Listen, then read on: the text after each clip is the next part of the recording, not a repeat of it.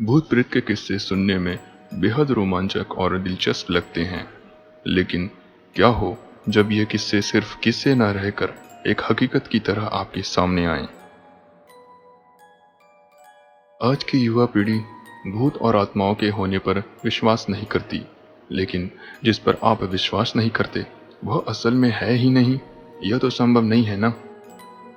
आज हम ऐसे ही एक भूत वाले स्थान से आपका परिचय करवाने जा रहे हैं, जिसके बारे में कहा जाता है कि इसका निर्माण स्वयं एक आत्मा ने किया था।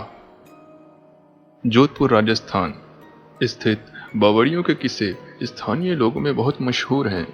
यहाँ पानी की कई बावड़ियाँ हैं, जिनमें से एक के बारे में कहा जाता है कि उसे भूत ने बनवाया था। जोधपुर से लगभग 90 किलोमीटर की दूरी पर स्थित रठासी नाम का एक ऐतिहासिक गांव है। मारवाड़ के इतिहास पर नजर डालें तो यह ज्ञात होता है कि जब जोधपुर में रहने वाले राजपूतों की चंपावत शाखा का विभाजन हुआ तो उनमें से अलग हुए एक दल ने कापरड़ा गांव में रहना शुरू किया। लेकिन इस स्थान पर रहने वाले युवा राजपूत राजकुमारों ने गांव में साधना करने वाले साधु महात्माओं को परेशान करना शुरू कर दिया। उन राजकुमारों से क्रोधित होकर साधुओं ने उन्हें श्राप दे दिया कि उनकी आने वाली पीढ़ी इस गांव में नहीं रह पाएगी। साधुओं के श्राप की बात जब राजकुमारों ने अपने घर में बताई तो सभी भयभीत हो गए और उस गांव को छोड़कर चले गए। इस गांव को छोड़कर वह जिस गांव में रहने के लिए गए उस गांव का नाम था रठासी गांव। यह जोधपुर से लगभग 90 किलोमीटर की दूरी पर स्थित एक ऐतिहासिक गांव है।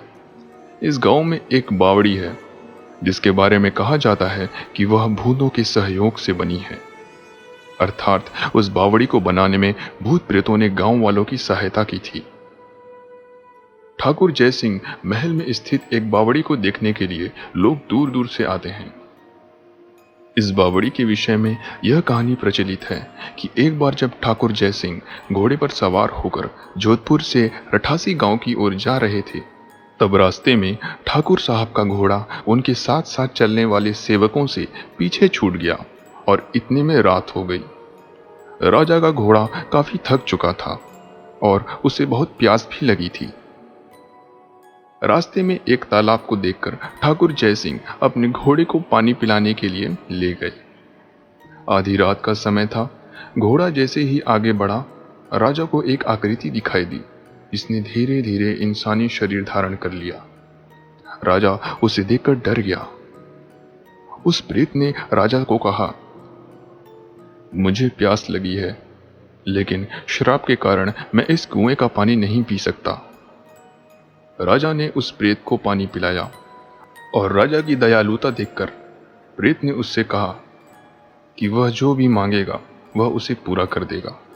राजा ने प्रेत को कहा कि वह उसके महल में एक बावड़ी का निर्माण करे और उसके राज्य को सुंदर बना दे।